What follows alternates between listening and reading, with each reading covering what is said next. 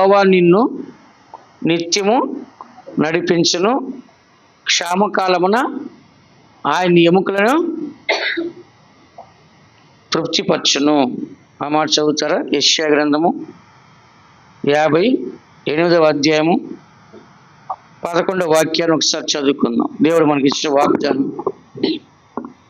యెహోవా నిన్ను నిత్యము నడిపించును, క్షామకాలమున ఆయన నిన్ను తృప్తిపరచి నీ ఎముకలను బలపరచును. నీవు నీరు కట్టిన తోటవలెను, ఎప్పుడునూ ఉబుగుచుండు నీటి ఊటవలెను ఉండెదవు. ఇక్కడ మనం చదువుచున్న వాక్యములో దేవుని యొక్క వాగ్దానము చెప్పబడింది ఏంటంటే, ఎవరైతే దేవుడు వాక్యాన్ని నెరవేర్చి దేవుని వాక్యానికి తగిన ఉపవాసాన్ని ఎవరైతే చేస్తారో వారు నిత్యము కూడా దేవుని చేత నడిపించబడతారని చదువుతున్నాం. ఈ వాక్యం, ఈ అధ్యాయం అంతా కూడా అర్థం ఏంటంటే, మన ఉపవాసము అంటే ఏదో మనము నీళ్లు తాగకుండా అన్నము తినకుండా దేవుని సందుకు వచ్చి మోకరించి కన్నీళ్లు కార్చి పోరాడి ప్రార్థించుట మాత్రమే కాదు, అనేక రకాల ఉపకారములు చేయాలి. ఏం చేయాలంట? అనేక రకములైన ఉపకారములు చేయాలని 8వ వాక్యంలో చాలా చక్కగా రాస్తుంది. 9వ వాక్యంలో చక్కగా రాస్తుంది. 9వ వాక్యంలో అప్పుడు నీవు పిలవగా యెహోవా ఉత్తరమిచ్చును, నీవు మొరపెట్టగా ఆయన నేను ఉన్నానను, ఇతరులకు బాధపరచకయు వ్రేలు పెట్టి చూపి తిరస్కరించటయు చెడ్డదాన్ని బట్టి మాట్లాడకయు మాని ఆశించిన దాన్ని ఆకలి కొన్న వారికి శ్రమపడిన వారిని తృప్తిపరిచేలా చీకట్లో నీ వెలుగు ప్రకాశించడం, అంధకారముందు నీకు మధ్యాహ్నం వలె ఉండును. కాబట్టి ఇక్కడ దేవుడు ఈ యొక్క వాగ్దానం యొక్క అర్థం ఏంటంటే, మన జీవితం ప్రవర్తన బాగుంటేనే దేవుడు మనతో ఉంటాడు. చక్కగా వినండి. మన జీవితము మన ప్రవర్తన బాగుంటేనే దేవుడు మనతో ఉంటాడు. 8వ వాక్యం కూడా చదవండి, నేను చదివేస్తాను స్పీడ్గా. ఏమని రాస్తుంది? దిక్కుమాలిన బేదలను నీ ఇంట చేర్చుకున్నట్టు, వస్త్రహీనుడు నీకు కనబడినప్పుడు వానికి వస్త్రములు ఇచ్చుటయు ఇదియే కదా నాకు ఇష్టమైన ఉపవాసము. అలాగే నీవు చేసిన నీ వెలుగు వేగు చుక్కవలే ఉదయించును, స్వస్థత నీకు శీఘ్రముగా లభించును, నీ నీతి నీ ముందర నడుచును, యెహోవా మహిమ నీ సైన్యపు వెనకటి భాగమున కావలి. ఇప్పుడు మీకు ఏం చెప్తారు దేవుడు? నువ్వు ఇలాగ ఉంటే దేవుడి వెనకాల ఉంటాడు, నువ్వు ఇలాగూ చేస్తే దేవుడికి తిరిగి చేస్తాడు. నువ్వు ఎప్పుడు మధ్యాహ్నం వెలుగు వలె నువ్వు కనపడుతుంటావు, చీకటి అనేది నీ జీవితంలోకి రాదు. అంటే ఇప్పుడు దేవుడు ఫస్ట్ ఈ వాగ్దానానికి ముందు ఏం చెప్తున్నాడు?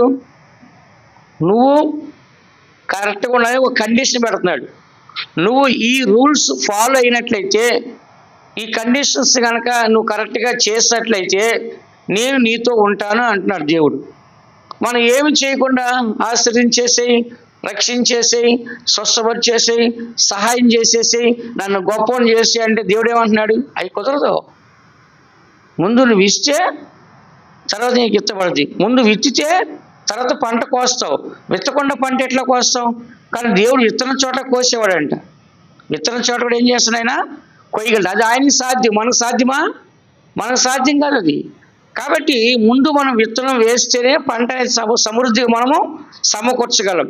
కాబట్టి ఈ వాగ్దానికి అర్థం ఏంటంటే, ముందు మనము జీవితంలో కరెక్ట్గా ఉంటేనే దేవుడు నిన్ను నిత్యం నడిపిస్తాడు. జీవితంలో మనం కనుక కరెక్ట్గా లేకుండా ఎదుటి వారిని తిరస్కరించి, నిందించి, దూషించి, అవమానపరిచి, హీనంగా మాట్లాడి, హింసించి, బాధపరిచి, కిడి చేసి ఏ సహాయం ఎవ్వరికి చేయకుండా ఉంటే దేవుడు మనకు చేస్తాడా? చెప్పండి. ఏ సహాయం చదువుతాం కదా, దిక్కుమాలిన వాళ్ళని, బీద వాళ్ళకి మనకు తోచిన దాంట్లో ఏం చేయాలంటే మనము సహాయం అనేది చెయ్యాలి. చేసినప్పుడు దేవుడు ఏమంటాడు? రేపు పొద్దున నా కుమారుడా, నేను ఆకలి కొనినప్పుడు అన్నం పెట్టావే, చెరసాల్లో ఉంటే నన్ను చూడడానికి వచ్చావే, వస్త్రహీనత ఉంటే వస్త్రాన్ని ఇచ్చావే, రోగిని అయింటే చూడవచ్చావే అంటాడు. నువ్వెప్పుడు రోగి అయ్యావు ప్రభు అంటే, అదిగో వాడికి ఇస్తే నాకు ఇచ్చేట్టు కదా, వాడికి చేస్తే నాకు చేసేట్లు కదా అని దేవుడు మాట్లాడుతున్నాడు. అందుకని ఈ వాగ్దానం అనేది మన అందరూ ఏమనుకుంటా అంటే, యెహోవా నిన్ను ఆశ్రయించను, నీకు తోడైండును, నిన్ను అభివృద్ధి పరచును, నిన్ను బాగా విస్తరింపజేయను, ఈ వాగ్దానం కావాలంటే అందరూ. అది కాదు. ఇప్పుడు అక్క కూడా చెప్పింది ఏంటి? మన స్వభావాలన్నీ కూడా ఏం చేయాలంట? నూతనంగా మార్చుకోవాలి. దేవుడు మనం సృష్టించిన వారి యొక్క స్వభావాలు మనలో కనపడాలి. ఆ స్వభావాలు లేకుండా నాకు అది ఇచ్చేయి, నాకు ఇది ఇచ్చేయి, నన్ను అట్ట చేశాను ఎట్ట చేశా అంటే దేవుడు చేసేస్తాడా? చేయడు. కాబట్టి దేవుడు ఏమంటున్నాడు? నువ్వు ఇలాగ చేస్తే నీ వెనకాల దేవుడు ఉంటాడు, నువ్వు ఇలాగ చేయకపోతే దేవుడు నీ వెనకాల ఉండడు అని దేవుడు చెప్తున్నాడు. అందుకే 11వ వాక్యంలో యెహోవా నిన్ను నిత్యము నడిపించును. ఎంతవరకు అంట? నిత్యం అంటే ఏం చెప్పండి? All time. ఇంకా ఆపడం లేదు, బ్రేక్ లేదు, మధ్యలో రెస్ట్ లేదు, గ్యాప్ లేదు. అదే కంటిన్యూషన్ ఏం చేస్తుంది? దేవుడు నడిపిస్తూనే ఉంటాడు అనమాట. దేవుడికి అలుపు వస్తుందా? రాదు. ఫర్ ఎగ్జాంపుల్ చెప్తాను. బైబిల్లో ఆగకుండా నాన్ స్టాప్గా ఎక్కువ దూరం ఎక్కువ రోజు నడిచిన వ్యక్తి ఎవరు? తెలుసుంటే చెప్పండి, తెలియకపోతే చెప్పొద్దు. చెప్పండి. హనోకు అంటే దేవుని నడిచి వెళ్ళిపోయాడు. ఆయన భూమి మీద నడిచిన వ్యక్తి ఫిజికల్గా. ఏలియా 40 రాత్రులు 40 పగళ్ళు అలిసిపోకుండా నడిచాడు ఆయన. ఏలియా మనకి నడగలం? 40 రాత్రి 40 పగలు నడవగలమా?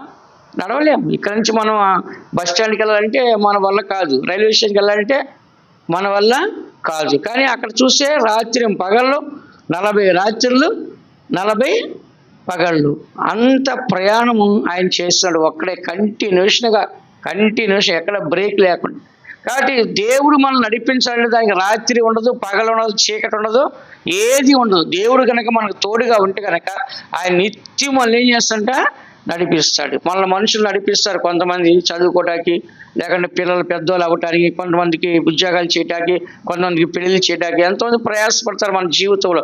అయితే వాళ్ళు కొంతవరకే ఉంటారు. జీవితకాలం అంతా ఉంటారా? చెప్పండి, ఉంటారా? జీవితకాలం అంతా ఉండరు. కొంతవరకు మనతో ఉంటారు, మనతో వస్తారు, మనకు సహాయం చేస్తారు. కానీ జీవితకాలం ఉండేది ఎవరంట? దేవుడు మాత్రమే. యెహోవా నిన్ను నిత్యము నడిపించును, క్షామకాలమున ఆయన నిన్ను తృప్తిపరచును. క్షామకాలం అంటే కరువు కాలం. ఏ కాలం అంట? కరువు కాలమున దేవుడిని ఏం చేస్తాడంట? తృప్తిపరుస్తాడు. నీ ఎముకలు ఏం చేస్తాడంట? బలపరుస్తాడు. కాబట్టి మన జీవితం అనేది దేవుని చేతిలో ఉంది. కాబట్టి ఆయన మనల్ని సంపూర్ణంగా బలపరచగలడు, పోషించగలడు, నడిపించగలడు. కింద చదువుతున్నాం, నీవు నీరు కట్టిన తోట వలె. ఎప్పుడు కూడా మనకి ఎలా ఉంటుందంటే జీవంతో బ్రతుకుతూ ఉంటాం. చెట్టుకి ఏం కావాలి? నీళ్లు కావాలి. అలాగే మనిషికి కూడా ఏం కావాలంట? జీవం అనేది కావాలి. దేవుడు నిత్యం కూడా మనకు జీవాన్ని ఇస్తాడు. ఎల్లప్పుడూ ఉబుకుచుండు నీటి ఊట వలె ఉండేదవు. అందుకని ఈ దినాల్లో మనల్ని దేవుడు నడిపించాలి. ఎవరు నడిపించాలంట? దేవునితో అబ్రహాము హనోకు నడిచాడు, నోవాహు నడిచాడు, అబ్రహాము నడిచాడు, ఇలా ఇస్సాకు యాకోబులు నడిచారు. మరి కొత్త నిబంధనలో చూస్తే శిష్యులు నడిచారు, పేతురు పౌలు గారు నడిచారు. ఇలాగా దేవునితో ఏలియా నడిచాడు. ఇలాగ ఎంతోమంది దేవునితో నడిచారు. వాళ్ళ జీవితాలని ముగించి గమ్యస్థానానికి వెళ్ళి పరలోక రాజ్యంలో 24 పెద్దలుగా కనబడతారు. ఎవరిలో? అబ్రహాము, ఏలియా, మోషే, దావీదు, వీళ్ళందరూ ఎవరంట? 24 మంది పెద్దలు అక్కడ కనపడుతున్నారు. అందుకనే మనందరం కూడా ఈ దినాల్లో దేవుడితో మనం నడిచే ఒక అనుభవం మనకు కావాలంటే కనుక దేవుడు మనం నడిపించే ప్రతి మార్గంలో సంతోషంగా వెళ్ళాలి. ఎవరు నడిపించే మార్గం అంట? దేవుడు ఏ మార్గంలో నడిపించినాడు ఏం చేయాలంట? సంతోషంగా వెళ్ళాలి. ఇప్పుడు మన ఇంట్లో తల్లిదండ్రులు నువ్వు అక్కడికి వెళ్ళిరా, పలానా పని చేసుకురా అంటే ఇష్టమైతే వెళ్తారు, ఇష్టం లేకపోతే వెళ్ళనంటారు. కానీ దేవుడు ఏ మార్గం నడిపించి ఏం చేయాలి? మనం యేసు ప్రభుని నువ్వు లోకానికి వెళ్ళి పాపులందరిని రక్షించి వాళ్ళందరి కోసం నీ ప్రాణం పెట్టిరా అన్నాడు. యేసు ప్రభు ఏమన్నాడు? సరే ఓకే అని చెప్పేసి వచ్చి ప్రాణం పెట్టి తండ్రి నీ చిత్తమే చేయమన్నాడు. చివరిలో ఏమన్నాడు? సమాప్తమైంది అన్నాడు. ఏమనంట? సమాప్తం, అంత కరెక్ట్గా కంప్లీట్ చేసేసాను అని చెప్పి ఆ పని ముగించుకొని ఏం చేశాడు? వెళ్ళిపోయాడు. అలాగే మన జీవితంలో చివరి దాకా ఎన్ని శ్రమలు వచ్చినా, ఎన్ని కష్టాలు వచ్చినా, ఎంతమంది శత్రువులు వచ్చినా, ఎన్ని నిందలు వచ్చినా యేసు ప్రభు ఎక్కడైనా అధైర్యపడ్డా? ఎక్కడైనా దేవా నేను చేయలేని జీవితాన్ని, ఈ సేవను నేను చేయలేను, ఇంతటితో నాకు చాలని అన్నాడా? ఏలియా అన్నాడు, నా జీవితం వరకు చాలులే, ఇంకా నాకు వద్దులే అన్నాడు. అంటే దేవుడు తలుచుకుంటే ఏదైనా చేయగలడు. సొర చెట్టు తీసుకొచ్చి ఈవన తల మీద రాత్రి చొర చెట్టు కాపించాడు, పొద్దున దాన్ని చంపేశాడు దేవుడు. రాత్రి అహరోను కర్ర చిగురింపజేశాడు, పొద్దున కల్లా కాయలు కాసేసింది. దేవుడు తలుచుకుంటే ఏదైనా చేయగలండి. దేవుని శోధించకూడదు మనం, దేవుడిని ఎప్పుడు కూడా చిన్న చూపు చూడకూడదు మనం. దేవుడు తలుచుకుంటే ఏదైనా చేయగలడు. కానీ మనం ఏం చేయాలంటే దేవుడు చెప్పిన పని కరెక్ట్గా చెయ్యాలి. ఏమైనా ఆ పని చేయలేదు. ఏలీ ఏమన్నాడు, అయ్యా ఇక సార్లే నా వల్ల కాదులే అన్నాడు. సర్లే నీ వల్ల కాకపోతే అక్కడ ఎలీషా ఉన్నాడు, ముందు అతను పోయి అభిషేకించేసి రా అని చెప్పాడు. దేవుడు నువ్వు కాచి ఇంకోళ్ళు తీసుకుంటాడు, మనం కాచి మొదటి వారు కడపటి వారు అయిపోతారు, కడపటి వారు మనం కాకపోతే దేవుడికి ఎంతోమంది ఉన్నారు. ఆయన పిలిస్తే వేల వేసి పిలిస్తే అనేకులు వచ్చేస్తారు.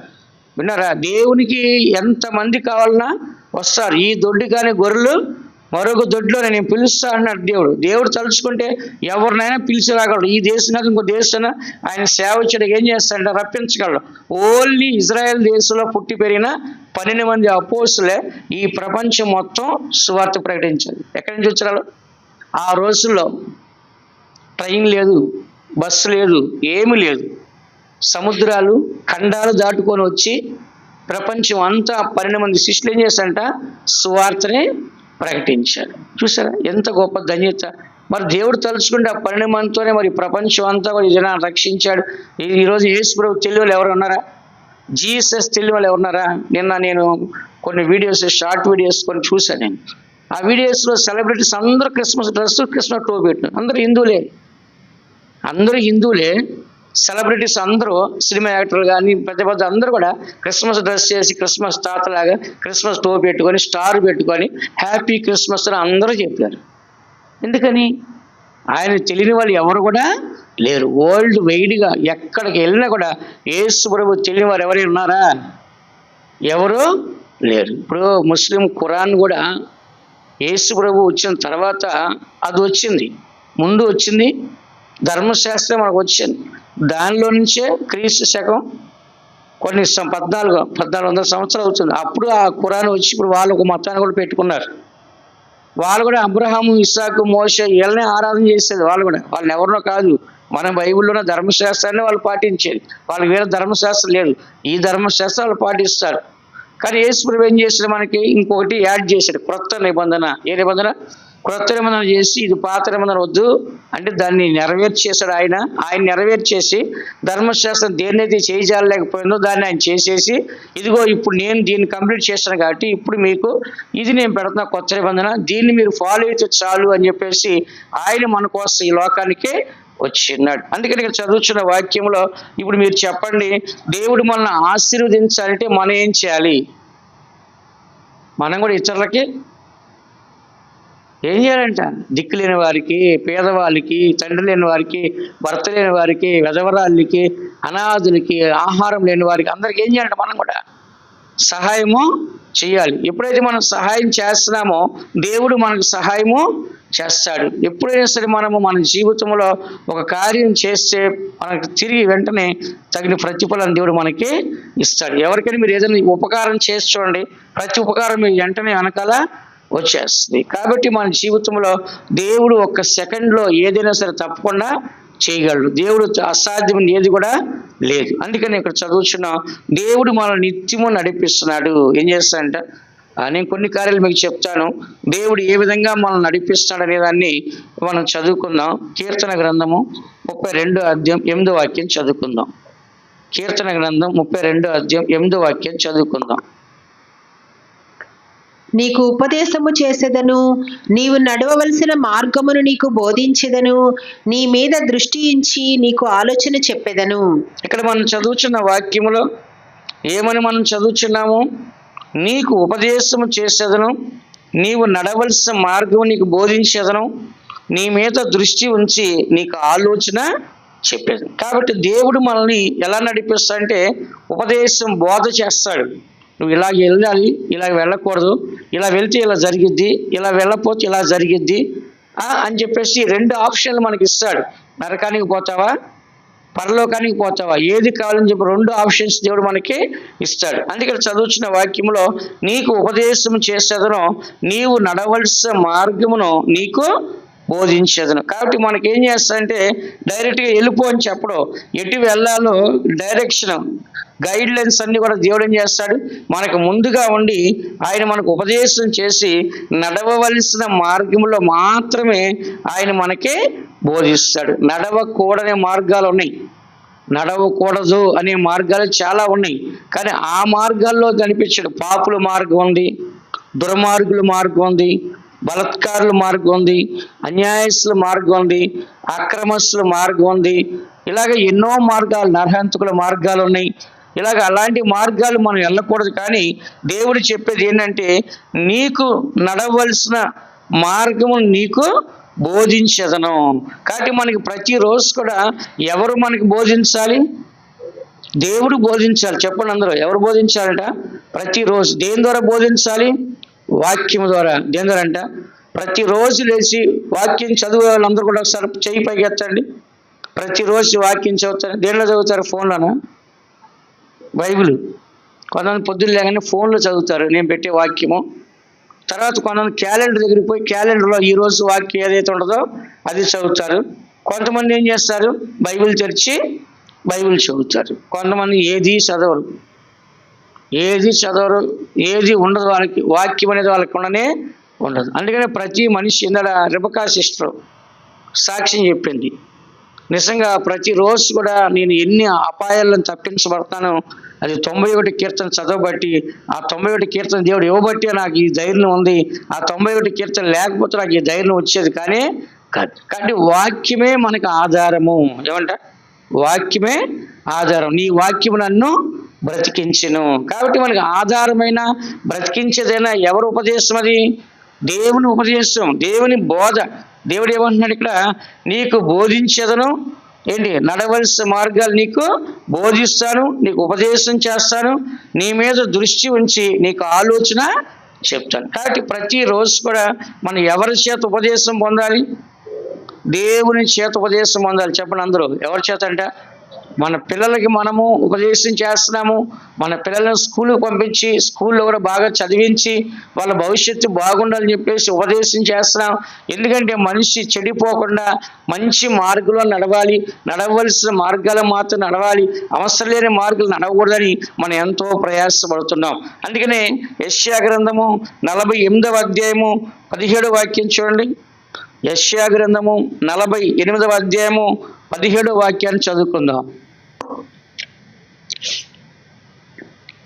నీ విమోచకుడును ఇశ్రాయేలు పరిశుద్ధ దేవుడనైన యెహోవా ఇలాగు సెలవిచ్చుచున్నాడు, నీకు ప్రయోజనము కలుగునట్లు నీ దేవుడనైన యెహోవానగు నేనే నీకు ఉపదేశము చేయుదును, నీవు నడవవలసిన త్రోవను నిన్ను నడిపించుదును.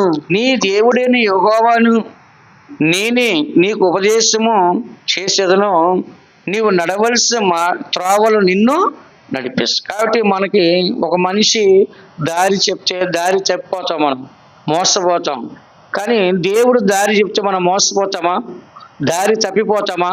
దారి తప్పిపోము, మోసపోము. అందుకని మనందరూ కూడా ఎవరి యొక్క ఆలోచన లేకుండా ఎవరి యొక్క బోధ మనకు కావాలి? దేవుని యొక్క బోధ. చెప్పండి అందరూ, ఎవరి బోధ అంట? దేవుని యొక్క బోధ మనకి ప్రతిరోజు కూడా చాలా అవసరం. అందుకని దేవుడు చెప్తున్నాడు, ఏమని చెప్తున్నాడు?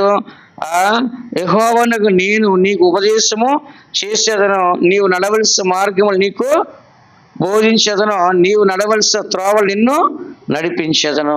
అందుకని ప్రతి దేవుని బిడ్డ కూడా గుర్తించాల్సి అంటే దేవుని యొక్క మార్గాలు మనకు తోడుగా ఉంటున్నాయి. కాబట్టి దేవా నేను ఏ మార్గంలో వెళ్ళాలని దేవుని అడిగి ఆ మార్గంలో మాత్రమే మనము వెళ్ళాలి. దేవుడు చెప్పిన మార్గంలో మనం వెళ్ళకూడదు. యేసుప్రభువు అన్నాడు, నేనే మార్గము అని చెప్పాడు. ఏం చెప్పాడంట? నేనే మార్గము. కాబట్టి మన అందరం కూడా మార్గంలో వెళ్ళాలా, మతంలో వెళ్ళాలా? క్రైస్తవ జీవితం అంటే మార్గమా, మతమా? మార్గము. ఏమంటది? మార్గము. యేసుప్రభు చూపించిన మార్గం కానీ మతం చూపించిన యేసుప్రభు. ఎక్కడన్నా పలానా బొమ్మ ఉంది దానికి ఆరాధించండి అని, పలానా దేవుడు ఉన్నాడు ఆరాధించని యేసుప్రభు ఎక్కడైనా చెప్పాడా? చెప్పలేదు, ఎక్కడ కూడా చెప్పలేదు. ఎందుకంటే దేవుడు ఎక్కడైనా సరే వాక్యాన్ని నెరవేర్చండి, వాక్యానుసరిగా జీవించని చెప్పాడు, కానీ మతాన్ని ఎక్కడ కూడా చెప్పలేదు. అందుకే నేను చదువుచున్నాము, దేవుని బిడ్డైన మనందరం కూడా నడవవలసిన మార్గాలు మాత్రమే నడవాలి, అన్ని మార్గాల్లో మనము నడవకూడదు. రెండోది మనం చూసినట్లయితే కనుక దేవుని ఆలోచనతో నడవాలి. ఎలా నడవాలంట? దేవుని ఆలోచన చదవండి. కీర్తన గ్రంథము 73 కీర్తన 24 వాక్యం. 73 కీర్తన 24 వాక్యం మనం చదివినట్లయితే, నీ ఆలోచన చేత నన్ను నడిపించెదవు, తరువాత మహిమలో నీవు నన్ను చేర్చుకొందువు. ఇక్కడ మనం చదువుతున్న వాక్యములో నీ ఆలోచన చేత నన్ను నడిపించదవు. కాబట్టి మనం ఎవరి ఆలోచనతో నడిపించబడాలి? మన ఆలోచన అనేది, మనకు ఆలోచన పుట్టించాల్సింది ఎవరో? దేవుడు. మనకు ఆలోచన చెప్పాల్సింది ఎవరో? దేవుడు. కాబట్టి ఎవరి ఆలోచనతో మనం నడిపించబడాలి చెప్పండి? దేవుని ఆలోచన మనకి ఎప్పుడు ఉండాలి. మనుషుల ఆలోచనలు వ్యర్థమైపోతాయి. మనుషుల ఆలోచనలు స్థిరముగా బలముగా ఉండవో, ఆ ఆలోచనలు నెరవేర్చబడవో, వాటి వల్ల మనం మోసపోతాం, నష్టపోతాం. కానీ దేవుని యొక్క ఆలోచనలు అయితే కనుక నిత్యం కూడా మనల్ని ఏం చేస్తాయంటే మహిమలోకి తీసుకెళ్తాయి. ఇక్కడ ఏమని రాస్తుంది? నీ ఆలోచన చేత నన్ను నడిపించదవు, తరువాత మహిమలో నీవు నన్ను చేర్చుకుందు. కాబట్టి ఇక్కడ దేవుని ఆలోచన చేత దేవుడు మనల్ని నడిపిస్తాడు, తర్వాత మహిమలో మనల్ని చేర్చుకుంటాడు. అందుకనే మన అందరం కూడా ఈ లోకములో దేవుని ఆలోచన ప్రకారం నడిస్తేనే ఆ మహిమనే పరలోక రాజ్యం మనం ప్రవేశిస్తాము. దేవుని ఆలోచన ప్రకారం నడుచుకోకపోతే ఆ పరలోక మహిమలో మనం ఉంటామా? ఉండము. అందుకని ఆ పరలోక మహిమని మనం పొందాలంటే, ఆ పరలోక మహిమ దగ్గరికి వెళ్ళడానికి దేవుని ఆలోచన ప్రకారంగా నడుచుకుంటే ఆ ఆలోచన ప్రకారం కరెక్ట్గా అక్కడికి వెళ్ళి మనము చేరడానికి అవకాశం ఉంటుంది. మనుషుల ఆలోచన అన్ని కూడా మారిపోతాయి, కానీ దేవుని ఆలోచన ఎంత మాత్రం మార్పు చెందదండి. చదవండి ఆ మాట. కీర్తన గ్రంథము 33 కీర్తన 11 వాక్యాన్ని ఒకసారి చదవండి. 33 కీర్తన 11 వాక్యాన్ని ఒకసారి చదవండి. యెహోవా ఆలోచన సదాకాలము నిలుచును, ఆయన సంకల్పములు తరతరములకు ఉండును. యెహోవా ఆలోచన సదాకాలం నిలుచును, ఆయన సంకల్పము తరతరములు ఉండును. యెహోవా ఆలోచన ఎప్పటి వరకు ఉండదు అంటండి? చెప్పండి. సదాకాలం. ఇక అది లేనిదంటూ ఉండదు. ఎంతవరకు సదా ఉందో ఆ సదా ప్రపంచం అంతమయ్యే వరకు, పరలోకం అంతమయ్యే వరకు కూడా దేవుని ఆలోచన అలాగే ఉంటుంది. మనుషుల ఆలోచన కొంతసేపే ఉంటుంది, ఆ తర్వాత ఆలోచన ఉంటుందా? ఉండదు. కొంతమంది ఆలోచన చెప్తారు, ఆలోచన జరగకపోతే ఏం చేస్తారు? నాకేం సంబంధం లేదు, ఏదో చెప్పాలి కానీ చెప్పి అంటాడు. ఫర్ ఎగ్జాంపుల్ బైబిల్లో అబ్షాలోము అహీతోఫెల్ని పెట్టుకొని దావీదుని చంపడానికి ప్లాన్ చేశాడు. అహీతోఫెల్ వేసిన ప్లాను ఫెయిల్ అయింది. అప్పుడు అహీతోఫెల్ ఏం చేశాడు? అతను చెప్పింది జరగదని చెప్పి ఉరి వేసుకుని చచ్చిపోయాడు. ఉరి వేసి చనిపోయాడు అహీతోఫెల్. కాబట్టి ఎందుకు చెప్తున్నా అంటే మనుషుల ఆలోచన అన్ని జరగవు. ఫర్ ఎగ్జాంపుల్గా హామాన్ ఉన్నాడు. హామాన్ ఏం చేశాడు? మొద్దుకాయ కోసం 150 అడుగుల ఉరికొయ్య తయారు చేసి పెట్టాడు. సరే, పక్కన వాళ్ళు కూడా చాలా ఎంకరేజ్ చేసి చాలా కోఆపరేట్ చేశారు. సక్సెస్ అవుతావు, వాడిని చంపేస్తావు, తర్వాత యూదులందరిని చంపేయచ్చు అని చెప్పారు. కానీ అక్కడ బ్యాక్ ఎవరున్నారు?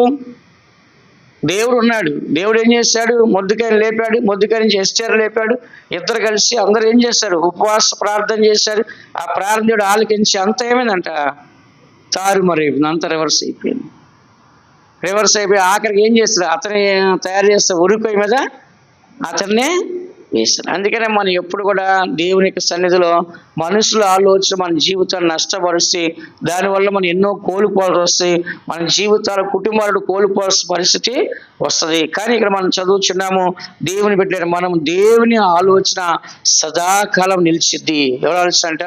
ఇప్పుడు ఫర్ ఎగ్జాంపుల్గా ఇస్కరియోతు యోధా ఉన్నాడు. ఇస్కరియోతు యోధుడు ఏం చేశాడు? యేసుప్రభువుని డబ్బులు అమ్మేశాడు. అమ్మేసిన తర్వాత అతను అనుకున్నది జరగలేదు. అతను ఏమనుకున్నాడు? ఏదో యేసుప్రభువుని పట్టుకొని ఏదో శిక్షించి వదిలేస్తారు అనుకున్నారు. కానీ ఇప్పుడు ఆయన ఏం చేయబోతున్నారు?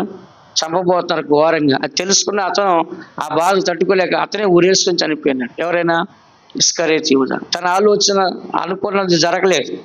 కాబట్టి మన ఆలోచనలు ఎన్నో ఉంటాయి, కానీ మన ఆలోచన కాదండి. ఎవరి ఆలోచన కావాలి చెప్పండి? దేవుని ఆలోచన మనకి కావాలి. మూడోదిగా మనం చూసినట్లయితే కనుక దేవుడు మనల్ని ఆత్మ చేత మనల్ని నడిపిస్తున్నాడు. దేంతో నడిపిస్తాడంట? మొట్టమొదటిది ఉపదేశం చేసి నడిపిస్తున్నాడు. రెండోది ఆలోచనతో నడిపిస్తున్నాడు. మూడోది ఆత్మచేత దేవుడు మనల్ని నడిపిస్తున్నాడు.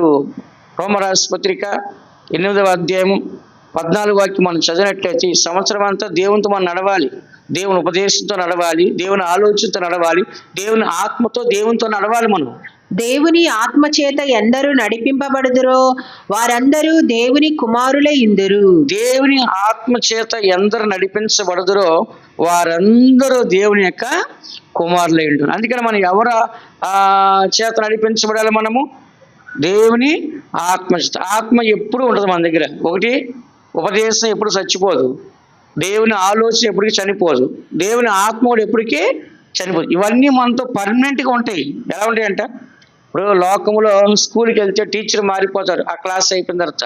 కాలేజీకి వెళ్తే అక్కడ లెక్చరర్ మారిపోతారు, ఉద్యోగానికి వెళ్తే అక్కడ బాసులు మారిపోతుంటారు. కానీ ఇక్కడ అలా కాదు. దేవుని యొక్క ఉపదేశము చివరిదాకా దేవుడు చేస్తూనే ఉంటాడు. దేవుని యొక్క ఆలోచన చివరిదాకా ఇస్తూనే ఉంటాడు. దేవుని యొక్క ఆత్ముడు ఎక్కడి దాకా వస్తాడంట, జీవితం ముగింపు వరకు, పరలోకానికి వెళ్ళే వరకు కూడా మనతోనే వస్తుంటది. అందుకని మనందరం ఆత్మ చేత నడిపించబడాలి. చెప్పండి అందరూ. పరిశుద్ధాత్మ యొక్క అభిషేకాన్ని పొందుకొని పరిశుద్ధ ఆత్మ చేత మనం నడిపించబడితే చక్కటి మార్గాన్ని మనం నడుస్తాము.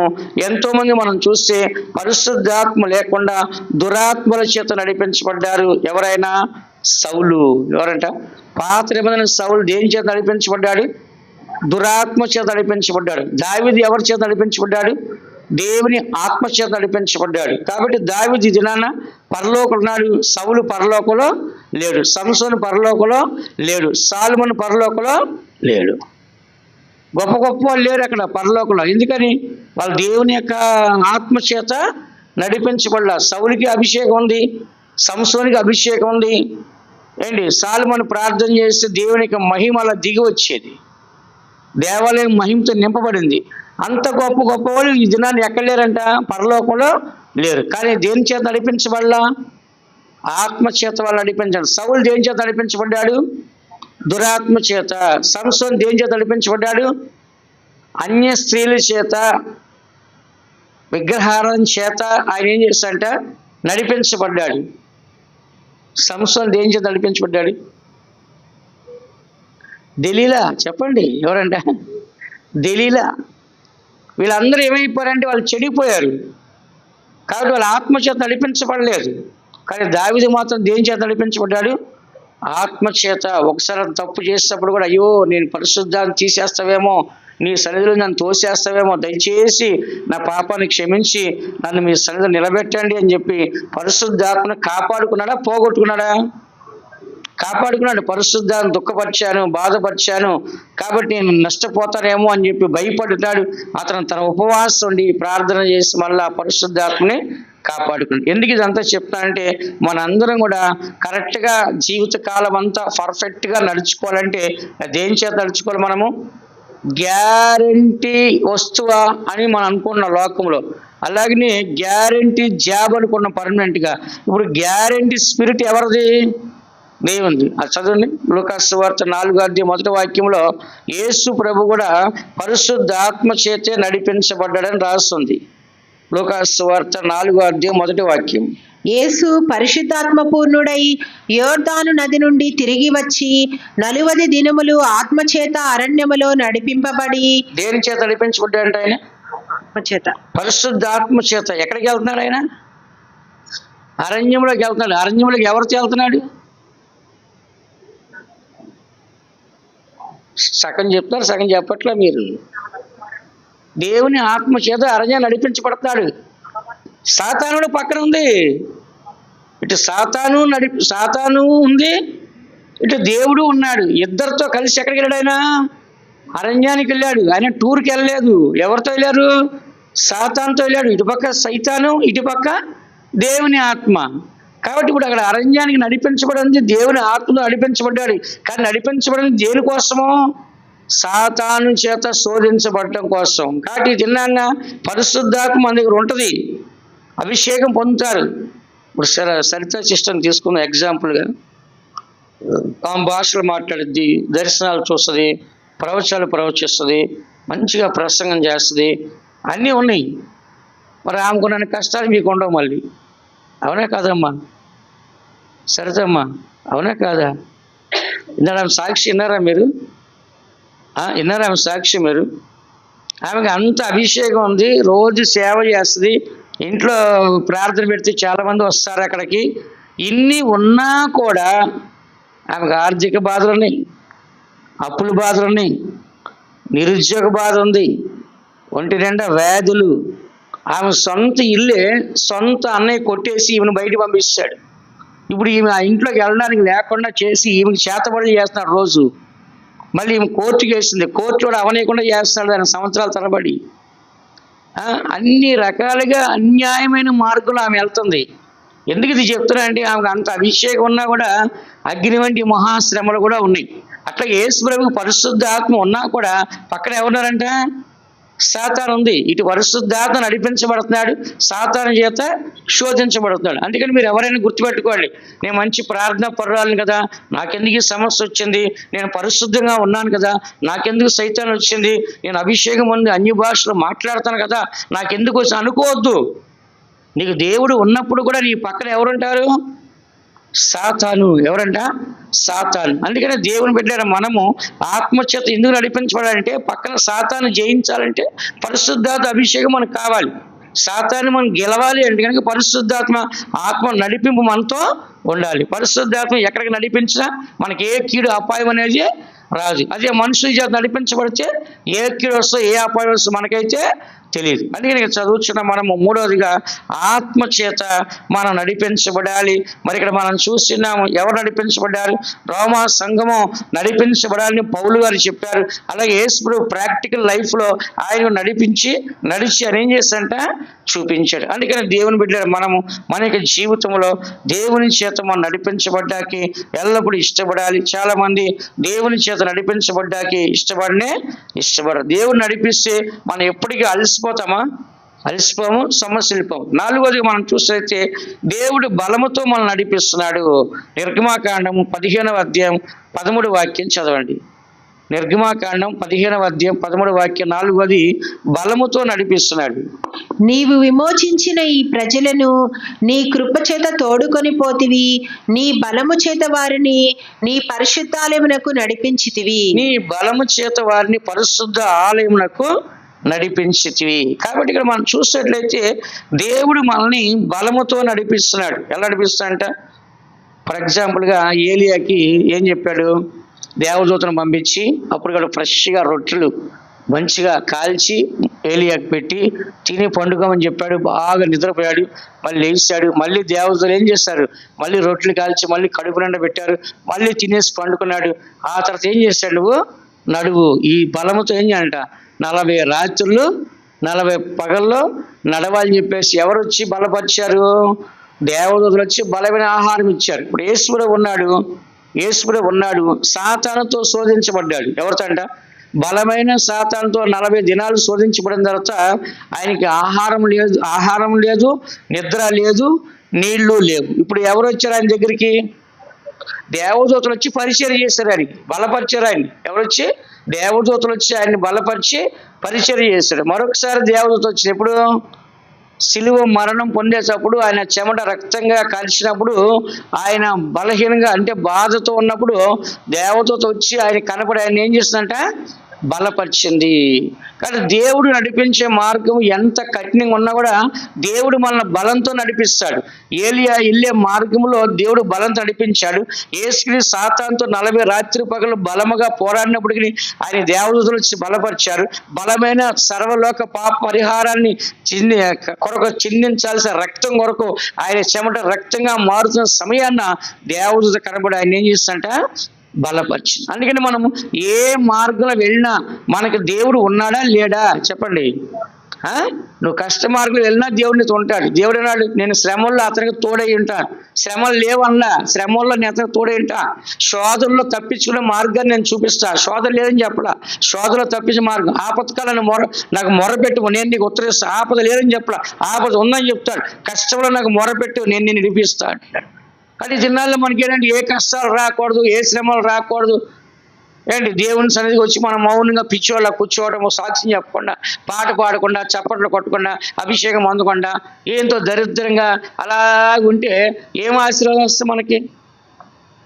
ఇవన్నీ అందరికి ఉంటాయి. బైబిల్లో దేవుడే చెప్పాడు స్వయాన్న. చెప్పలేదా? కష్టాలు ఉన్నాయి, శ్రమలు ఉన్నాయి, శోధనలు ఉన్నాయి, ఆపదలు ఉన్నాయి, అన్నీ ఉన్నాయని చెప్తున్నాడు. కానీ ఎన్ని ఉన్నా సరే మనం ఎవరిని విడిచిపెట్టకూడదు చెప్పండి. దేవుని విడిచిపెట్టకూడదు. ఎవరు విడిచిపెట్టకూడదంట? నేను కూడా ఈ దినాన్న సొంతంగా సేవ చేస్తాను కష్టపడి, కానీ ఎవరిని విడిచిపెట్టలే నేను? దేవుని విడిచిపెట్టాలి. నాకైతే తెలుస్తుంది నేను దేవునితో కరెక్ట్గా ఉన్నాను. నేను దేవుని ఎక్కడ నేను ఇబ్బంది పెట్టలేదు, దేవుని మాట కాదని ఎక్కడ సొంతంగా నేను ఏం చేయట్లేదు. దేవుని సేవని మంచి మనస్సాక్షి చేస్తానే మనస్సాక్షి నాకు ఉంది. అందుకని మనం ఏది చేసినా సరే దేవునితో ఉండి మనం చేసేట్లయితే మనకి బలముతో దేవుడు నడిపిస్తాడు. చదవండి అన్నమాట. కీర్తన గ్రంథము 84 కీర్తన 5వ వాక్యం. 84 కీర్తన 5వ వాక్యం చదవండి. నీ వలన బలమునందు మనుషులు ధన్యులు, యాత్ర చేయు మార్గములు వారికి అతి ప్రియములు. యాత్ర అంటే నడుచుకోవటం. ఏమంటారు దాన్ని? యాత్ర అంటే ఏంటి? ప్రయాణం. కాబట్టి ఇక్కడ చదువుతున్నాము, నీ వలన బలమునందు మనుషులు ధన్యులు, యాత్ర చేయి మార్గములు వాళ్ళకి ప్రియములు. అందుకని మన అందరికి కూడా దేవుడు నడిపించే మార్గము మనకి ప్రియముగా ఉండాలంటే, మన జీవితం ధన్యతగా ఉండాలంటే ఎవరి మార్గం నడవాలి? మనము దేవుని మార్గములో. చెప్పండి అందరూ. ఏ మార్గం అది? బలమైన మార్గం. ఏ మార్గం అంట? ఎగ్జాంపుల్గా కాలేబు చెప్పాడు. ఏమన్నాడు? నేను 40 సంవత్సరాలు ఎంత బలం ఉందో 85 సంవత్సరాలు నాకు అంతే బలం ఉంది. దేవుడు నన్ను నడిపించి సజీవుడికి దినాన్ని ఏం చేశాను? కాపాడాడు. సజీవుడిగా అదే బలముతో సజీవుడిగా దేవుడు నన్ను ఏం చేశాడు? కాపాడినాడు అంటున్నాడు. అందుకని మన అందరం కూడా జీవించిన దినాలన్నీ కూడా కాలేబులాగా మనం ఏం చేయాలంట? 40 ఏళ్ళప్పుడు అదే బలం ఉండాలి, 85 అప్పుడు ఏం చేయాలంట? అదే బలంతో మనము వెళ్ళాలి. ఎవరి బలం అది? చెప్పండి. ఎవరి బలం అంటే అది? దేవుని బలము. కాబట్టి నీవు జీవిత ప్రయాణంలో ఇశ్రాయేలు ప్రజలు దేవునితోనే ఉన్నారండి. నా మాట ఏంటంటే కొంచెం దేవునితోనే ఉన్నారు. అగ్నిస్తంభం ఉంది, మేఘస్తంభం ఉంది, పగలు రాత్రి వాళ్ళతోనే ఉంటుంది. మోషే ఉన్నాడు, అద్భుతాలు చేస్తున్నాడు. ఒక పక్కన దేవదూత ఉంది, వాళ్ళ ముందు నడుస్తుంది, వాళ్ళ వెనకాల నడుస్తుంది. ఇన్ని ఉన్నా కూడా వాళ్ళకి శ్రమలు ఉన్నాయా లేవా? చెప్పండి. నీళ్లు లేక బాధపడ్డారు, ఆహారము లేక బాధపడ్డారు, శత్రువులతో యుద్ధాలు చేసి బాధపడ్డారు. పడలేదా? ఇవన్నీ ఉన్నాయి. దేవుడు ఉన్నాడా లేదా వాళ్ళతో? దేవుడు ప్రత్యక్షంగా వాళ్ళతో ఉన్నాడు. Day night. ఎన్ని సంవత్సరాలు? 40 సంవత్సరాలు డే నైట్ వాళ్ళతో దేవుడు ఉన్నా కూడా ఇలాంటి అన్ని పరిస్థితులు వాళ్ళకి ఎదురవలేదా? చెప్పండి. ఎదురవలేదా? ఎదురైని. అందుకని దేవుని బిడ్డలారా, మనము ఈ సత్యాన్ని చదువుతున్నాం. దేవుడితో నడిస్తే ఆ మార్గం బలంగా ఉండదా, బలహీనంగా ఉండదా? దేవుడు బలవంతుడా, బలహీనుడా? మనల్ని బలంతో నడిపిస్తాడా, బలహీనంగా నడిపిస్తాడా? కాబట్టి 4వది మనం చూసినట్లయితే దేవుడు బలముతో మనల్ని నడిపిస్తాడు. దేన్ని నడిపిస్తాడంట? బలముతో మనల్ని ఏం చేస్తాడంట? నడిపిస్తాడు. అందుకని మనము మన యొక్క జీవితంలో దేవుడు మనకు తోడుగా ఉంటున్నప్పుడు ఆయన నడిపించే మార్గవంతుడు ఎలా ఉంటుందంటే బలముగా ఉంటుంది. ఇంకొక అంశాన్ని చెప్పి నేను ముగిస్తాను. చివరిగా 5వదిగా మనం చూసినట్లయితే కనుక దేవుడు మనల్ని సిద్ధపరిచిన స్థలానికి మనల్ని నడిపిస్తాడు. దేవుడు మనల్ని ఎక్కడికి నడిపించాలనుకుంటున్నాడో, మన గమ్యం ఎక్కడ ముగించాలనుకుంటున్నాడో అక్కడికి దేవుడు సిద్ధపరిచే మార్గమున ఆయన మనల్ని నడిపిస్తాడు. మొదటి రాజుల గ్రంథము 19వ అధ్యాయం 5వ వాక్యం చూడండి. మొదటి రాజుల గ్రంథం 19వ అధ్యాయం 5వ వాక్యం. అతడు బదరీ వృక్షము క్రింద పరుండి నిద్రించుచుండగా ఒక దేవదూత వచ్చి అతన్ని ముట్టి, నీవు లేచి భోజనము చేయమని చెప్పెను. చాలు. ఇక్కడ మనం చూసినట్లయితే ఏలియా ఎవరంట? ఏలియా ఏమయ్యాడంట? చచ్చిపోవాలని కోరుకుంటున్నాడు. ఏం కోరుకున్నాడు? 4వ వాక్యంలో తాను ఒక దిన ప్రయాణము అరణ్యంలోనికి పోయి ఒక బదరీ వృక్షము కింద కూర్చుండి మరణ ఆపేక్ష గలవాడై, యెహోవా, నా పితరులుగా నేను గొప్పవాడిని, ఎక్కువ వాడిని కాను, ఇంత మటుకు చాలును, నా ప్రాణం తీసుకోమని ప్రార్థన చేస్తాడు. ఆయన ఏం చేస్తాడంట? ప్రార్థన చేస్తాడు. ప్రభువా, నాకు జీవితం ఇంతవరకు చాలు, నా పితరులుగా నేను గొప్పవాడిని ఏం కాదు, నా ప్రాణం తీసేసుకొని చెప్పేసి ఏక అపేక్ష కలిగిన ఆయన. మరణాపేక్ష. ఎందుకు మరణాపేక్ష కలిగి ఉన్నాడు? బలహీన అయి కాదమ్మా, 450 మందిని చంపేశాడు ప్రవక్తల్ని. మనోడు కోత కోసాడు. ఇప్పుడు ఈయన కోస్తాను. ఎవరామి? యెజబెల్ రాణి. ఇక్కడ ఈయన కోస్తాడనేసరికి ఈయనకి వచ్చింది భయం. ఇప్పుడు ఈయన కోసినప్పుడు భయం రాలా, 450 మంది కోసేసాడు. అరే నా ఏలియా అగ్ని రమ్మంటే వచ్చింది, పశువుని కాల్చమంటే కాల్చింది. మరి ఎందుకు భయం వచ్చింది? మనిషి ఎన్ని వరాలున్నా, ఎంత ప్రార్థనా జీవితున్నా, ఎంత విశ్వాసం ఉన్నా, ఎంత అద్భుతాలు చేయగల శక్తి ఉన్నా మరణం వస్తుందంటే ఎవరికైనా గడగడగడ నాడాల్సిందే. మరణం వస్తుంది ఎవడైనా ఏం చేయాలంట చెప్పండి? భయపడాల్సిందే. కాబట్టి ఏలియా భయపడదు గల కారణం ఏంటి? ఇప్పుడు యెజబెల్ని చంపుతా ఉంది. యెజబెల్ రాని ఏముంది? రాజుగారి భార్య. ఆమె ఏముంది? నిన్ను చంపుతా అని చెప్పింది. ఇక ఈయన మనోడికి ఇంకా గడగడ నాడిపోయింది. అరణ్యంలో ఎవ్వరు లేని దగ్గర 1 కిలోమీటర్ దూరం, ఆ కిలోమీటర్ కాదు 1 రోజు ప్రయాణం వెళ్ళిపోయాడు లోపలికి. ఎవ్వరు లేని దగ్గరికి వెళ్ళిపోయి అక్కడికి వెళ్ళి ప్రాణం చేస్తాడు. ప్రభా వాళ్ళ చేతిలో సావకూడదు ప్రభా, ఆ సావు నేను చూడలేను ప్రభా, నా ప్రాణం తీసేసుకో అన్నాడు. కానీ ఏలియా మంచోడు కాబట్టి దేవుడు అగ్ని గుర్రాలు, అగ్ని రథాలను పంపించి ఆయన ఏం చేశాడంట? ఘనముగా తీసుకెళ్ళాడు. బైబిల్లో ఘనముగా వెళ్ళిన వ్యక్తి ఎవరంట? ఏలియా. రెండో వ్యక్తి ఎవరంటే ఘనంగా వెళ్ళి వ్యక్తి యేసు ప్రభు. అందరూ చూస్తుండే ఏమంటే ఆయన అలాగ ఆరోహణం అయిపోయినాడు. వీళ్ళిద్దరినే ప్రపంచం చూసింది ఆ రోజుల్లో. కాబట్టి దేవుని పెట్టిన మనము ఏంటి? దేవుడు మనం నడిపిస్తున్నప్పుడు అది దేవుడు ఏది సిద్ధపరచడం ఆ మార్గం వెళ్ళాలి. నేను ఇలాగ వెళ్ళను, నేను అలాగే వెళ్తా అనకూడదు. దేవుడు ఏలియా ద్వారా ఇంకా చాలా పనులు చేయించాలనుకున్నాడు. కానీ ఈయనేం చెప్పాడంటే ఇంక చాలయ్యా, స్టాప్ చేసేయండి, ఇంకా నా వల్ల కాదనేసాడు. కానీ ఇతనికంటే నెక్స్ట్ ఎవరిని చూసినాడు దేవుడు? అతనికి ఏముందంట? 2 అభిషేకం ఉంది, డబుల్ పవర్ అయింది. ఏ పవర్ అంట? ఇది సింగిల్ పవర్ అయితే ఆయన ఏమనంట?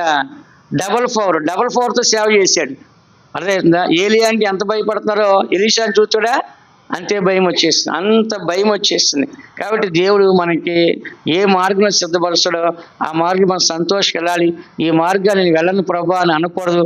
యేసు ప్రభు అయితే సంతోషంగా వెళ్ళాడు. తండ్రి నా చిత్తం కాదు నీ చిత్తమే సిద్ధించను గాక అని చెప్పి ఏం చేశాడంట? దేవునికి అప్పగించేశాడు. అందుకని మనము మన జీవితంలో దేవుడు మనకంటూ ఒక మార్గాన్ని సిద్ధపరుస్తాడు. ఆ మార్గంలో మనం సంతోషం వెళ్ళాలి. ఇప్పుడు ఉదాహరణగా లోతుకి ఏం చెప్పాడు దేవుడు? నువ్వు ఈ పట్టణానికి వెళ్ళిపో, ఈ పట్టణాన్ని నేను కాల్ చేస్తాను, నువ్వు తప్పించుకు వెళ్ళిపో అని దేవదూతలు వెళ్ళి తప్పిస్తే ఆయన ఏమన్నాడు? ప్రభా నేను అటు వెళ్తే చచ్చిపోతానేమో, అటు వెళ్ళను కానీ నేను ఇటు వెళ్తా అంటున్నాడు ఆయన. అరే దేవుడే వచ్చి నిన్ను తప్పించడానికి, నేను రక్షించడానికి వచ్చి దేవుడే నీ కుటుంబాన్ని చేతులు పట్టుకొని ఆయన లాక్కొని వెళ్తుంటే ఆయన ఏమంటున్నాడు అంటే అటు వెళ్తే చచ్చిపోతాంటే దేవుడికి తెలుసా నీకు తెలుసు చస్తావో బతుకుతావో? దేవుడు తెలుసు. దేవుడు చంపడానికి తీసుకెళ్తాడు అక్కడికి, తప్పించడానికి రక్షించక బతికించడానికి తీసుకెళ్తాడు. కానీ ఆయన ఏం చేస్తున్నాడు? అటు వద్దు అన్నాడు ఆయన. ఈ దినాల్లో చాలా మందికి దేవుడు మనం నడిపిస్తున్నప్పుడు ఏం చేస్తారు? అలా వద్దు నాకు ఇలాగూ కావాలి అంటారు, అలా వద్దు నాకు ఇలాగూ.